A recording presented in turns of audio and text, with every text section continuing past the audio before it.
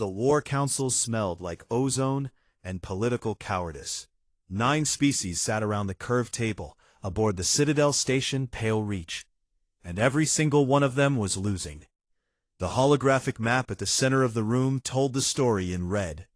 3 border systems gone in 60 days, swallowed by the Vreth Dominion like a snake unhinging its jaw around something still breathing. The Rylothi delegates spoke in measured tones about strategic repositioning. The Torvani delegate used the phrase, calculated withdrawal. Nobody said the word retreat, because nobody in the room had the spine for honesty. Commander Cole Briggs watched the whole thing from the observation gallery above, arms folded, jaw set, saying nothing. He had the kind of face that looked like it had been carved out of a longer silence. 42 years old, career Navy. He spoke the way some men breathe, only when absolutely necessary. His XO, Danny Voss, leaned over. They been talking for 4 hours. I noticed. You think they'll ask us? Cole didn't answer. He already knew. Down on the council floor, Earth's ambassador rose from her seat. Meg Dunn was 56, built like a librarian who had survived a bar fight, and she carried herself with the kind of patience that only looked polite until you realized it was a loaded weapon. She waited for the room to quiet. It took a while. Nobody rushed to hear what the humans had to say. Earth formally offers a combined expeditionary force, she said. 4,000 ground troops, a carrier group, a special operations detachment. We are ready to deploy within 72 hours. Silence. Not the respectful kind.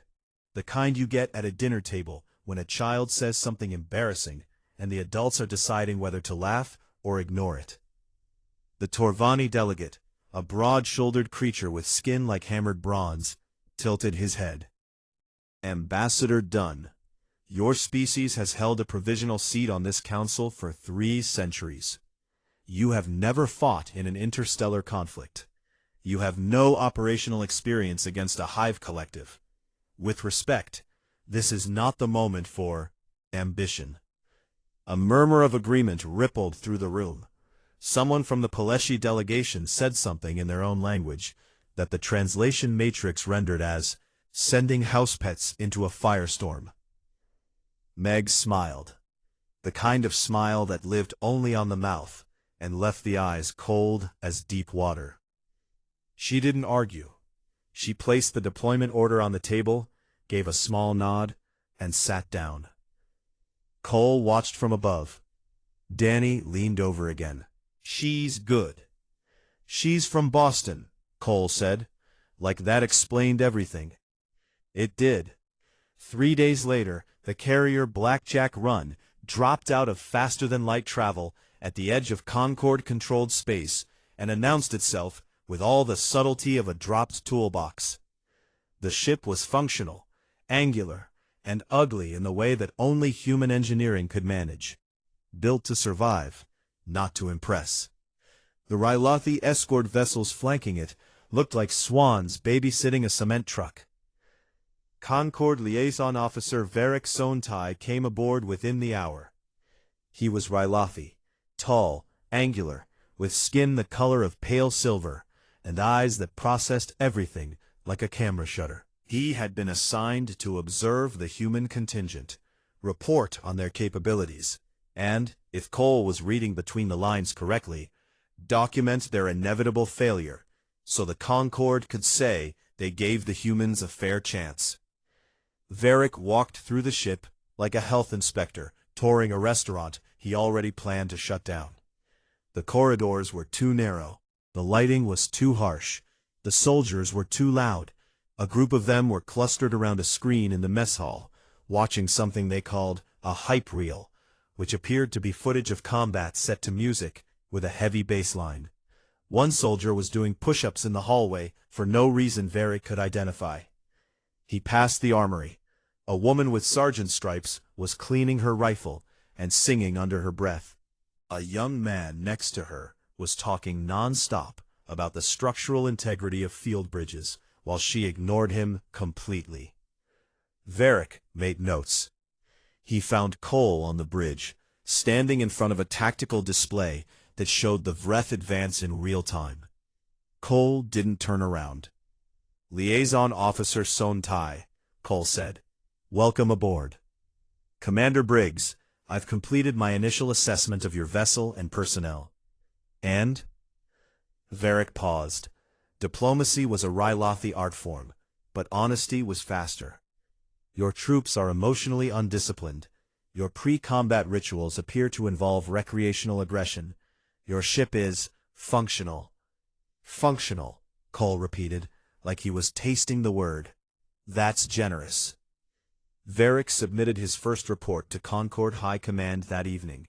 It was thorough, clinical, and exactly what the Council expected to hear.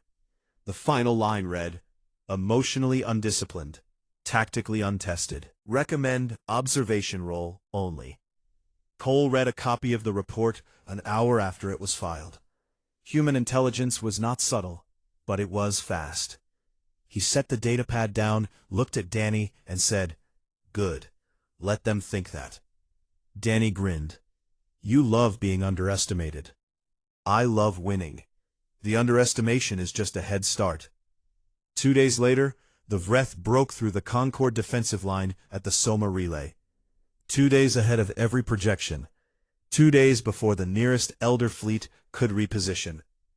The Vreth poured through the gap like water through a cracked dam, and on the other side was Soma 3, an agricultural world, 60 million civilians, no meaningful military presence. Varric brought the news to Cole personally. He expected urgency, panic maybe. He had prepared a list of recommended Concord protocols, estimated response timelines, and a careful explanation of why the humans should remain in a support capacity until the Elder fleets arrived. Cole checked his watch. Not a dramatic gesture, not a performance. He checked it the way a man checks the time before leaving for work. "How long till contact?" he asked. Varric told him. Cole nodded once, a single dip of the chin, like a period at the end of a sentence. "Wake everybody up." The Blackjack run changed heading within the hour. 4,000 humans moved toward the Soma relay, while 9 Elder species were still arguing about the seating chart. Varric stood on the bridge and watched the stars shift in the viewport, and tried to name the feeling settling into his chest. He couldn't. It was unfamiliar. It was something like dread, but turned sideways. He filed it away, and told himself it was indigestion. It was not indigestion. The drop pods hit the atmosphere of Soma 3 like a handful of burning coins thrown at the ground. Concord Protocol said ground deployment required a 48-hour staging period. Orbital mapping, supply chain confirmation, risk modeling, 3 rounds of approval from species-specific command structures. The humans skipped all of it. 4 hours after the Blackjack run arrived in system, boots were on dirt, equipment half-loaded, battle plans drawn on the drop itself, sketched on datapads while the pods shook and rattled, and the air tasted like hot metal and recycled fear. Sergeant Lucy Tran landed in the northern agricultural belt with her platoon tucked around her like a fist. 29 years old, 3rd-generation military. She had her mother's jaw, her father's bad knees, and a sense of humor so dark it could absorb light. She hit the ground, rolled, checked her weapon, checked her people, and said, "All right. Somebody tell me where the bugs are so I can ruin their day." Corporal Eli Marsh landed 6 meters to her left, tangled in his own harness, already talking. He was 24, a combat engineer, and he talked the way other people breathed, constantly, reflexively, and with no apparent awareness that he was doing it. "The soil composition here is actually really interesting, Sarge. It's a silicate-calcium blend that would be great for foundations, but terrible for trenching, which is going to be a problem because I'm pretty sure we're going to need trenches." Eli. "Yeah, shut up and dig." He dug. The Vreth hit them within the hour. Lucy had read the briefing files, insectoid, fast, coordinated through a localized hive mind that let them move as a single organism across a battlefield. Every engagement report from Concord forces said the same thing. The Vreth moved like a flood. They didn't fight battles, they occupied space. One moment, the ground ahead was empty. The next, it was full of chitin and blade limbs and the sound of something between a scream and a frequency your bones heard before your ears did. The first wave came through the grain fields. Tall stalks of something golden and alien parted like curtains, and behind the curtains was nothing good. Lucy's platoon opened fire. The noise was enormous. Not just the weapons, the Vreth themselves made sound when they moved, a clicking, hissing, buzzing chorus that got inside your skull and set up camp. Lucy fired, moved, fired again. The training held. The fear was there. It was always there, tucked behind the ribs like a second heartbeat. But the training sat on top of it like a lid on a pot. Eli took a round through the shoulder 14 minutes into the engagement. He went down sideways, hit the dirt with a sound like a bag of tools dropped from a table, and said, "Oh, that's not ideal." Lucy grabbed him by the vest and dragged him behind a grain silo. The silo was made of something smooth and gray, and it smelled like burned sugar. She tore open a field kit and started patching the wound, while rounds sparked off the other side of their cover. "How's it look?" Eli asked, his face the color of old paper. "You've got a new hole. Congratulations. Is it bad? You've had worse haircuts." He laughed, which hurt, which made him laugh again, which hurt more.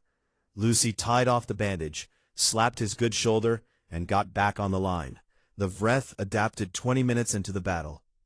This was the thing every Concord after-action report described with something close to awe. The hive mind didn't just coordinate, it learned, mid-fight, in real time. Units that had been pressing the center pulled back and flowed around the flanks like water finding the lowest ground. New corridors of attack opened. Firing lanes that had been safe 2 minutes ago became kill zones. Every Concord species that had faced this adaptation had broken. The Rylothi retreated in order. The Torvani held and took 70% casualties. The Paleshi simply collapsed. The hive mind shift was the Vreth's signature move, the thing that made them feel inevitable. Lucy watched it happen. She watched the left flank fold inward, watched the firing angles go wrong, watched the careful geometry of her platoon's position start to crack. And then something happened that the Vreth had never encountered. The humans adapted back. Not cleanly, not elegantly. There was no grand signal, no tactical algorithm, no hive mind. There was Lucy screaming at her fire team leaders. There was a squad on the left, breaking formation and reforming around a drainage ditch they'd noticed on the way in. There was a machine gunner named Cho who picked up his weapon and sprinted to a new position because he could see the angle changing and didn't wait for anyone to tell him what to do. It was messy. It was loud. It was the exact opposite of the Vreth's elegant fluid motion. It worked. The Vreth formations stuttered, not a collapse, a hesitation, like a river hitting a rock it didn't expect. The hive mind had a model for every Concord species' response to the adaptation. It did not have a model for a species that broke its own formation on purpose and rebuilt it from scratch in 90 seconds, while screaming profanity. Up in orbit, Varric watched the battle data scroll across his screen. Blue markers for humans, red for Vreth. The blue markers were taking losses, more losses than any Concord commander would accept. He waited for the retreat order. It didn't come. Instead, Cole pushed reinforcements forward. Fresh squads dropping into the hot zone, filling the gaps, thickening the line. Varric turned to Danny Voss, who was standing behind him with a cup of coffee and the calm expression of a man watching weather. "Commander Briggs is sending more troops into a contested zone. Your casualty rate is already at 9%. Danny took a sip. "Yep. The standard Concord threshold for tactical withdrawal is 6%. Good thing we're not the Concorde. Why is he not pulling back? Danny looked at the screen. The blue markers were holding. Barely. Bleeding, but holding. Because they're dying, Danny said, which means they're close enough to win. Varric stared at him. The translator worked perfectly. The words made grammatical sense. And yet, they sounded like a language he had never learned. On the ground, Lucy's platoon held the line through the night. When dawn came up over the grain fields of Soma 3, the golden stalks were flattened and burned and mixed with things Lucy didn't look at too closely. Eli was propped against the silo, with his arm in a sling, still talking. Cho was asleep sitting up, his machine gun across his lap like a metal blanket. Lucy sat in the dirt and ate a ration bar that tasted like cardboard had given up on life. Her hands were steady. Her pulse was normal. She had been in the worst firefight of her life, and the only thought in her head was that she needed new boots, because these ones had someone else's blood on them, and it was starting to smell. She keyed her comms. Tran to command. Northern belt is held. Vreth have pulled back to secondary positions. We're still here. A pause. Then Cole's voice, flat and dry as desert sand. Good work, Sergeant. Get some rest. Copy that.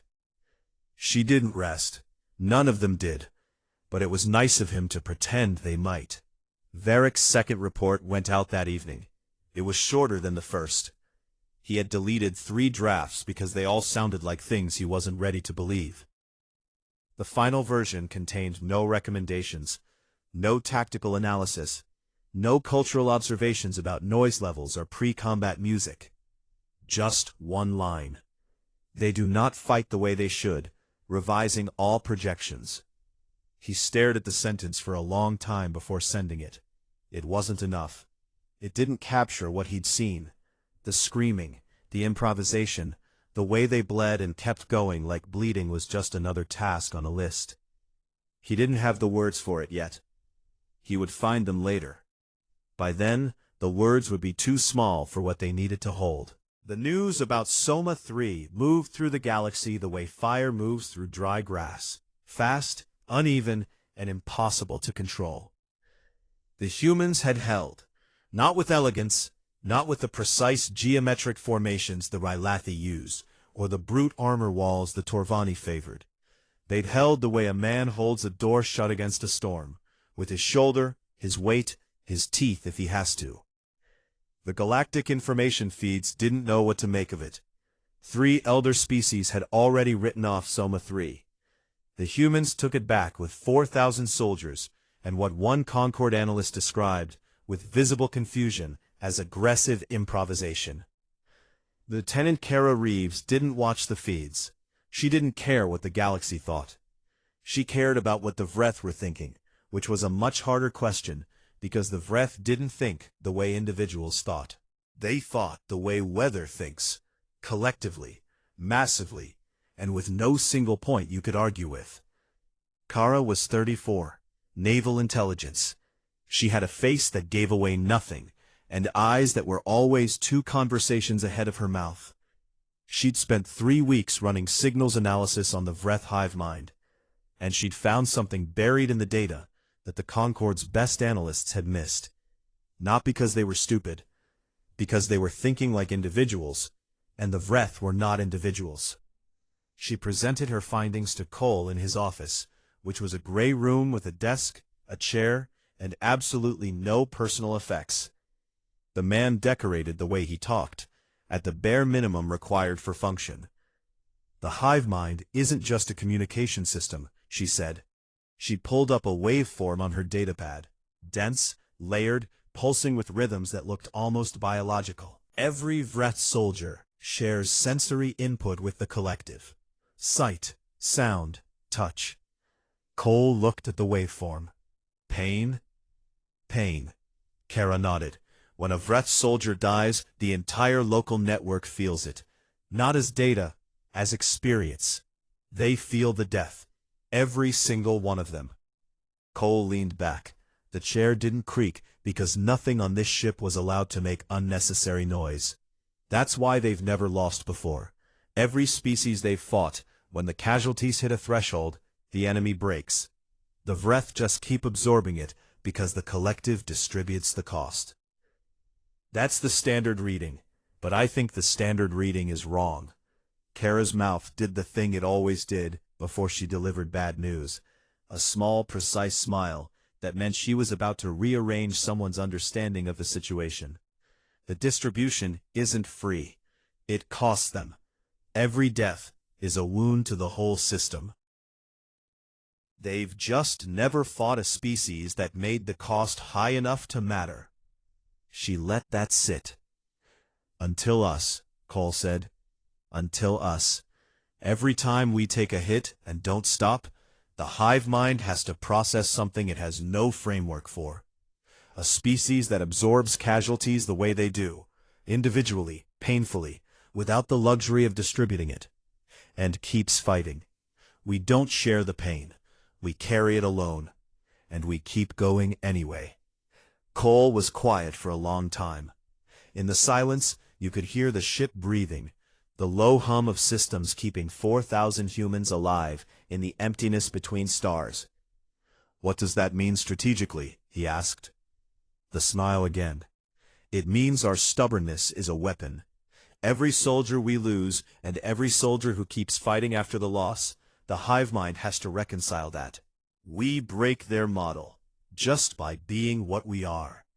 Cole filed the information the way he filed everything, quietly, completely, and with the intention of using it at the worst possible moment for the enemy.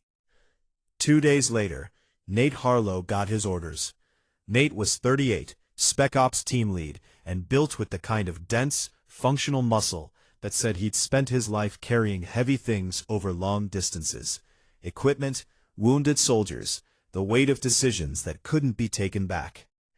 He had a face that looked kind, until you noticed the eyes, which were the eyes of a man who had already done the math on every room he walked into, and knew where the exits were. His team was 6 people. The mission was the destruction of a Vreth relay node, a nexus point where the local hive mind concentrated its coordination signals for the entire Soma 3 theater. Take out the node, and every Vreth unit on the planet would lose its connection to the collective for a window of time. How long depended on how fast the hive mind could reroute. Kara estimated 11 minutes. 11 minutes of an army operating without its brain. The Concord would have sent 600 soldiers for this mission, a full battalion with armor support and orbital cover. Nate had 6 people, and a bag of explosives that his demolition specialist, a woman named Kit Faulkner, referred to as the good stuff. They inserted behind Vreth lines at night, dropped from a shuttle that never slowed down, hit the ground running, and disappeared into the dark terrain like water into sand. The relay node was buried in a canyon system 3 kilometers behind the front line. The Vreth didn't guard it heavily, because no Concord species had ever attempted a deep penetration strike this small. Their strategic models didn't account for it. 6 soldiers wasn't an assault force. 6 soldiers was a rounding error. Nate's team moved through Vreth-occupied territory for 9 hours. They moved on foot. They moved quiet. When they couldn't move quiet, they moved fast. When they couldn't move fast, they stayed still and breathed so slowly that their heart rates dropped to numbers that would concern a doctor. They reached the canyon at dawn. The relay node was a structure of dark organic material, pulsing faintly, like a heart made of architecture. It sat at the bottom of the canyon, surrounded by a thin perimeter of Vreth sentries. 12, maybe 15. 15 to 6, whispered Kit, lying on her stomach at the canyon rim. I like those odds. No, you don't, Nate said. No, I don't, but I like them better than going home and explaining why we didn't try. They went in fast and close. The Vreth sentries were built for coordinated response. They fought beautifully when the hive mind could orchestrate them. In a close-quarters ambush with no warning and no time to coordinate, they died like anything else. Nate's team cleared the perimeter in 2 minutes, took 1 casualty, a graze across the ribs of a man named Sam Porto, who swore so creatively that Kit told him to write it down so she could use it later. Kit set the charges. 30 seconds of careful placement that looked careless to anyone who didn't understand that demolitions was an art form disguised as destruction. The relay node came apart in a column of white fire, and the world changed. On the front line, 3 kilometers away, the Vreth stopped. Not a retreat, not a tactical pause. They stopped the way a puppet stops when you cut the strings. For 11 minutes, the hive mind that coordinated every movement, every flanking maneuver, every elegant adaptation, went silent. Lucy Tran didn't know why the Vreth had frozen. She didn't need to know. She keyed her comms, said 2 words, "Push now," and her platoon moved forward. In those 11 minutes, the human ground forces advanced more ground than they had in the previous 3 days combined. They moved through Vreth positions that had been unbreakable an hour ago. They moved through the gaps that appear when a species built on unity is forced to stand alone. When the hive mind reconnected, the Vreth found themselves in positions they no longer controlled, fighting an enemy that had rearranged the entire battlefield while they were blind. Up in orbit, Varric watched the tactical display and said nothing. A Concord admiral beside him, old Torvani, veteran of 6 campaigns, watched the same data. His voice was very quiet when he finally spoke. "How long have the humans been capable of this?" His aide checked the records, cross-referenced the species file, pulled the cultural and military history that the Concord had archived when humanity was granted provisional membership 300 years ago. "Their species has been fighting wars among themselves for approximately 10,000 years, sir." The room went still. 9 officers from 4 species stood in that stillness and felt it settle into them.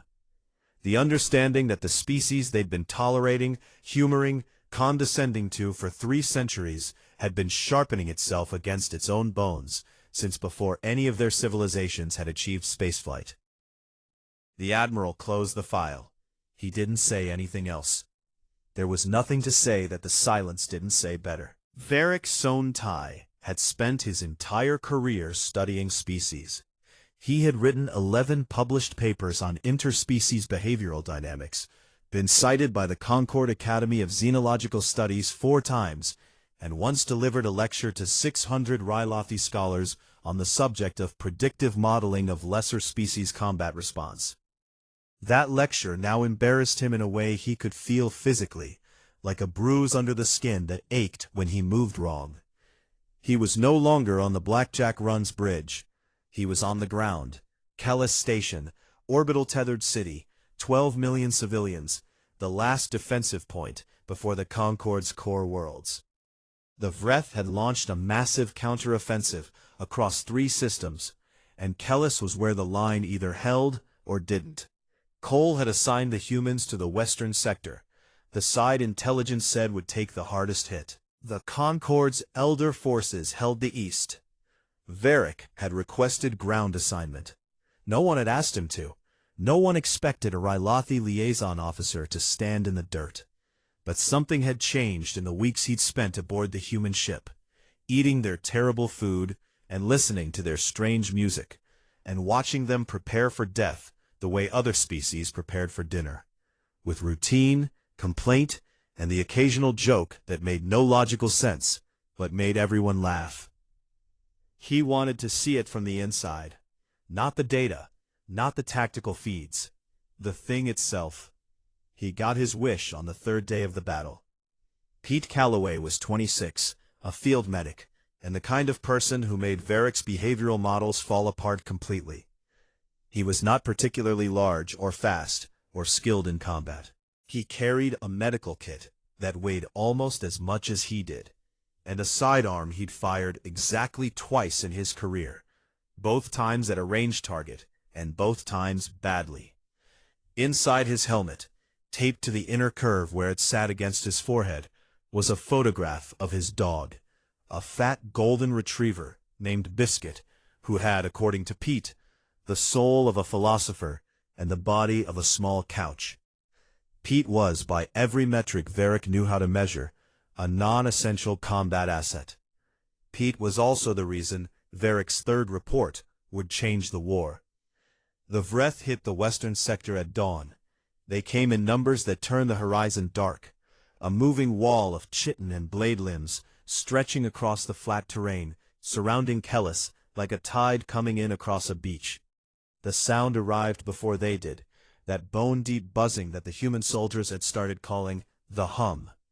You didn't hear the hum. You felt it in your teeth. The human line held for 4 hours. Then the Vreth punched through a section near the southern edge, and the line became a suggestion instead of a fact. Units scattered. Communications broke down. The organized defense became something messier. Pockets of soldiers fighting in isolation, cut off from each other, cut off from command. Varric was with a squad in the central block when Pete Calloway ran past them toward the breach, toward the sound of the hum and the screaming, and the particular noise a Vreth blade limb makes when it hits body armor. "Calloway," someone shouted, "wrong direction." Pete didn't stop. He disappeared into the dust and the noise, and Varric watched him go with the bewildered expression of a man watching someone walk calmly into a fire. Pete came back 4 minutes later, dragging a wounded soldier by the vest. The soldier was conscious, bleeding from the leg, swearing in a continuous stream that had a certain poetry to it. Pete pulled him behind cover, patched the wound, squeezed his shoulder, and ran back out. He did it again. The second time, the soldier he brought back was unconscious. Pete checked vitals, stabilized the bleeding, flagged the position for evacuation, and stood up. He did it a third time. The third time a Vreth round caught him in the leg. Not a clean hit, the kind that tears through the muscle and leaves everything else technically functional, but screaming. Pete went down. He stayed down for 3 seconds. Then he grabbed the wounded soldier he'd come for, looped the man's arm over his own shoulder, and dragged them both back to cover on one good leg, and what Varric could only describe as pure, irrational refusal to stop. Varric watched all of this. He had stopped taking notes. His datapad hung at his side, forgotten. He was watching something that his entire education told him should not exist. A species that expended more energy protecting its wounded than it spent on offensive combat. A medic who ran into fire, not because he was ordered to, not because it was strategically sound, but because someone was hurt and he could not physically make himself leave them there. It was inefficient. It was tactically insane. It was the most extraordinary thing Varric had ever seen. The western line broke at midday. For 40 minutes, the human defensive position did not exist as a line. It existed as fragments, fire teams, pairs, individual soldiers fighting alone in the rubble of a city that was coming apart around them. No communication, no coordination, no orders from command, because command couldn't reach them through the interference and the dust and the chaos. Every model Varric had ever studied said this was the end. A fragmented force without communication or command structure was a defeated force. The mathematics were settled. The outcome was determined. The humans had not read the mathematics. It started in small ways. A fire team on the left found a fire team in the center. They merged. A sniper on a rooftop started calling out Vreth positions to anyone who could hear, and 3 separate squads adjusted their movement based on her voice alone. A sergeant, whose name Varric never learned, stood on top of a burned-out vehicle and started directing traffic like he was managing an intersection instead of a battle, waving squads into position with hand signals that shouldn't have worked at that distance, but did because the humans were looking for each other. They were always looking for each other. The line reformed, ragged, bloody, full of holes, but continuous. Varric stood in the middle of it and felt the ground shake from Vreth artillery, and watched Pete Calloway, leg bandaged, limping, still moving, pull another wounded soldier to safety, And he understood something that he could not have understood from orbit. Not from data, not from reports, only from standing in the dirt with them while the world fell apart. These humans did not fight as a military. They fought as a family. The bonds holding their line together were not tactical, and not strategic, and not rational. They were emotional. Every soldier on that line was fighting for the person beside them. Not the objective, not the city, not the 12 million civilians behind them. The person, the individual face and voice and name next to them in the smoke. And because of that, because each of them was fighting for something small and close and personal, the sum of all those small fights was something enormous. Something the Vreth hive mind, for all its collective intelligence, could not understand. The hive fought as one. The humans fought as many, for each other, and the result was the same unity without any of the fragility.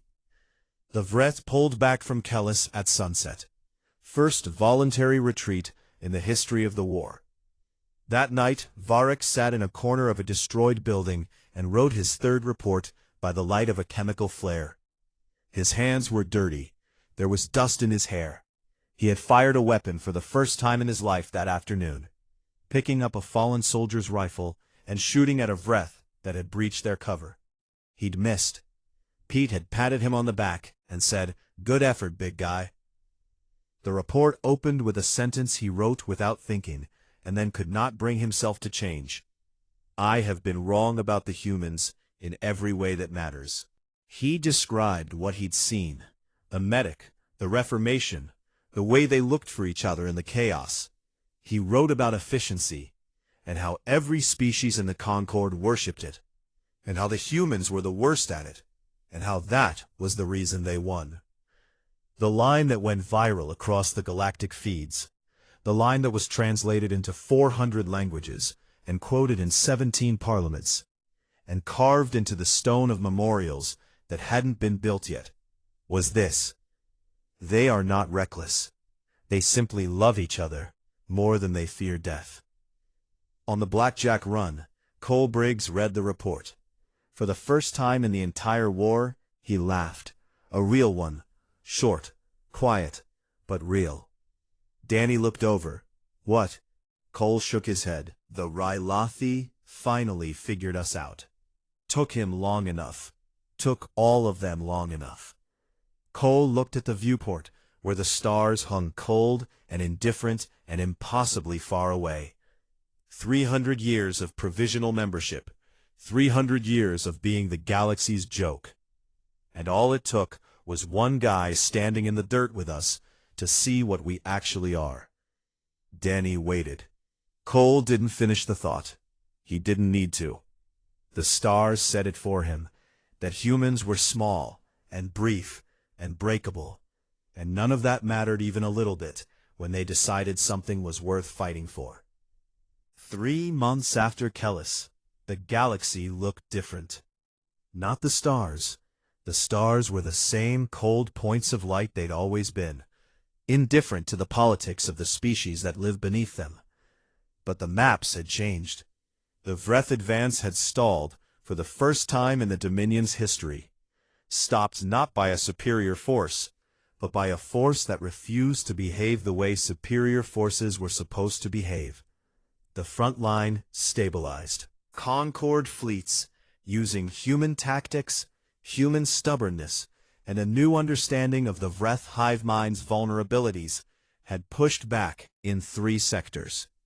And then Admiral Tess Whitley arrived. The Second Fleet dropped out of faster-than-light travel at the edge of Concord space on a Tuesday morning, and every species with a sensor array pointed in that direction went very, very quiet. Tess Whitley was 50, sharp-featured, with silver hair she kept short, and eyes that had seen enough to stop being surprised by anything except stupidity. She had commanded Earth's home defense fleet for 6 years, and during those 6 years she had been quietly, patiently, without fanfare or announcement, building something the galaxy did not know existed. The Second Fleet was not 4,000 troops and a carrier group. The Second Fleet was 40 warships, 18,000 ground forces, and an orbital weapons platform that the Concorde's technical analysts would spend the next decade trying to understand. The Rylothi delegation watched the fleet arrive. Nobody called it quaint. The Torvani admiral, who had asked how long humans had been capable of fighting, stood on his bridge and counted the ships as they appeared on his display, one after another after another. And when he reached 40, he sat down heavily and said a word in his own language that the translation matrix could not render, but that meant, approximately, "We have been asleep." Cole Briggs met Tess on the Blackjack Run's hangar deck. She stepped off the shuttle, looked around at the ship that had started the whole thing, and said, "You look tired, Commander." "I am tired, Admiral." "Good. Tired people don't make stupid mistakes. They've already made them all." Her grip was dry and firm, and carried the weight of a woman who had waited a very long time for this moment. "Show me the plan." The plan was this: a joint Concorde human assault on the Vreth Forward Command Nexus. Not a relay node, the central nexus, the brain of the entire invasion corridor. A structure buried in the crust of a dead moon at the heart of Vreth-occupied space, protected by the largest concentration of Vreth forces in the war. Destroy it, and the Dominion would lose coordination across 4 systems simultaneously. The hive mind would survive. It was too distributed to kill with a single strike. But it would be blind and deaf and screaming for long enough to break the invasion permanently. Cole led the ground assault. Lucy's platoon was on point.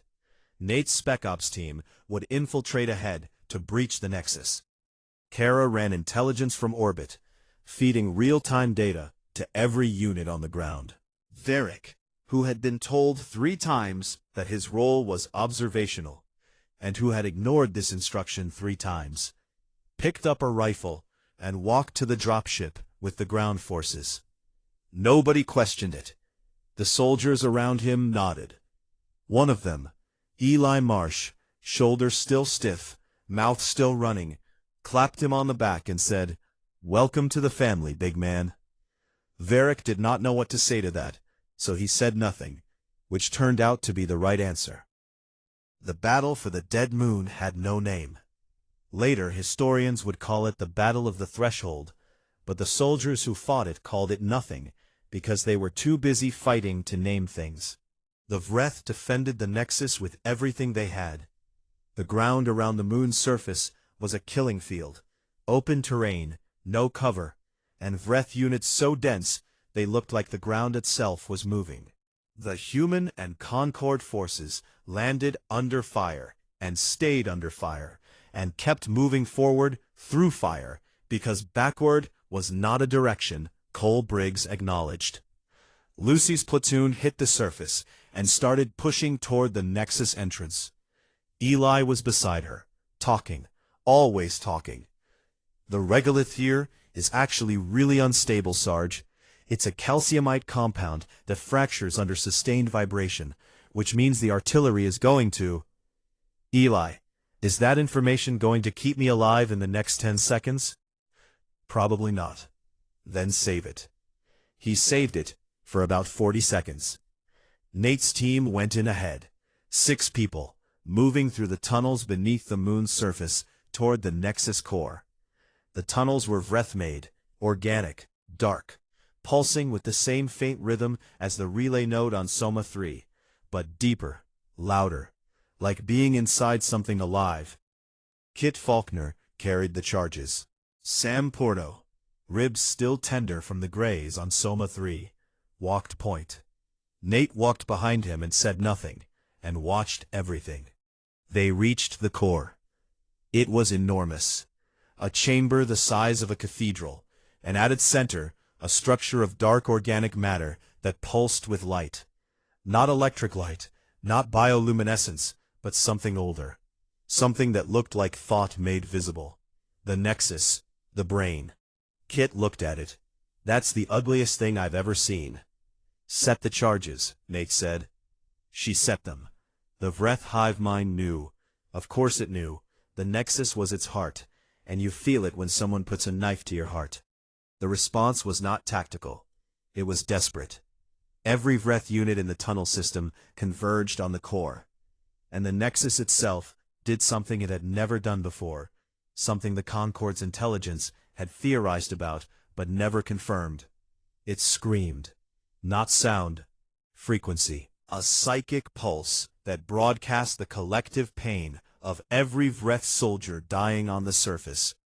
Thousands of deaths, experienced simultaneously, pushed outward like a wave.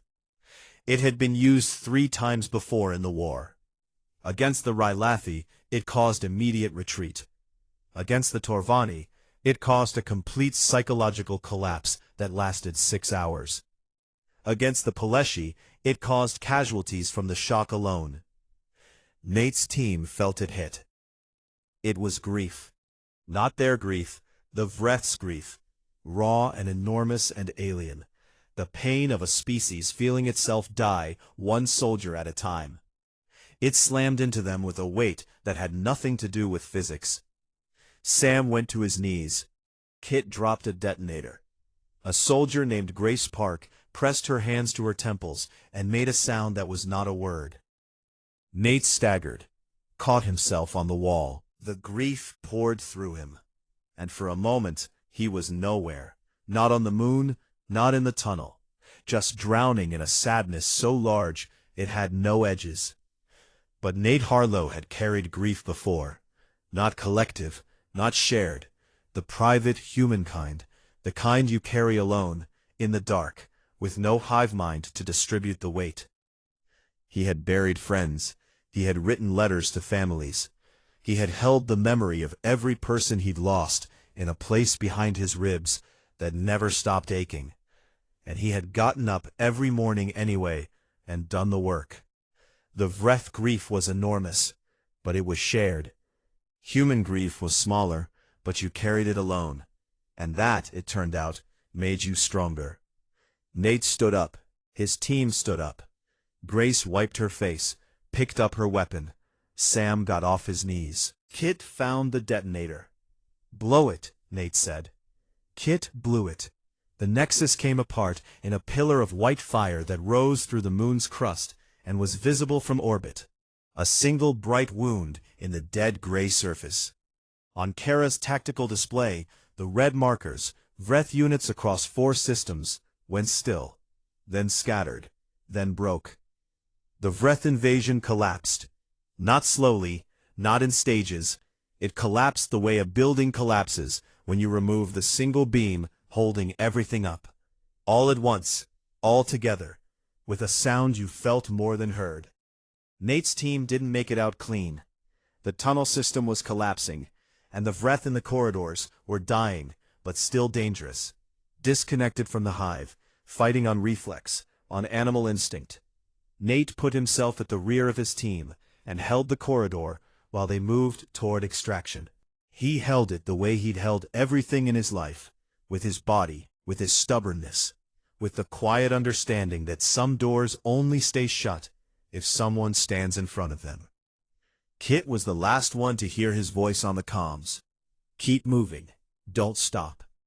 She didn't stop. None of them did. The shuttle lifted off with 5 of the 6. 6 months later, a memorial was held on Pale Reach, the same station where Meg Dunn had placed a deployment order on a table and smiled her cold Boston smile. The chamber was full, 1,000 species, more watching on feeds across the galaxy. Cole stood in the back, arms folded, face unreadable. Lucy sat with Eli, who was pointing at the architecture and whispering about load-bearing materials. Kara watched from a screen on the Blackjack Run, already working on something classified that she wouldn't talk about. Pete Calloway sat in the 4th row with his hands clasped and Nate's dog tags around his neck, resting against his chest beside the photo of Biscuit. Varric was invited to speak. He had not wanted to. He was Rylathi. His species expressed important things through silence, through the weight of words withheld. But the Concord Council asked, and he understood that some silences need to be broken to mean anything. He stood before the assembly, tall, silver-skinned, changed in ways that didn't show on the surface, but had rearranged everything underneath. He said one thing. They told us humans were fragile. They were right. Fragile things fight the hardest, because they know what it costs to break. He stepped down. The chamber was quiet. Not the dismissive quiet of that first council meeting when Meg Dunn offered 4,000 soldiers, and the room treated it like a child's drawing. This quiet was the kind that happens when a room full of people hear something true and need a moment to let it settle into their bones. Somewhere in the Concord archives, a clerk updated a file. Under the species entry for Homo sapiens, the classification line changed. Provisional member was deleted. Full strategic partner was entered. Below the official entry, someone added an annotation in small text. It was unofficial. It was not formatted correctly. It violated 6 Concord documentation standards. Nobody removed it. It read, "Do not underestimate." On the memorial wall, among the names of the dead from every species that had fought and bled and held the line, Nate Harlow's name sat in a row of human names that were ordinary and short and looked no different from any other names on the wall. There was nothing next to them that explained what they had done. No footnotes, no context. Just names, carved in stone, in a station that floated in the dark between stars. Pete touched the dog tags at his chest. Eli finally stopped talking. Lucy looked at the wall and said nothing, because some things don't fit in words, and the silence says them better.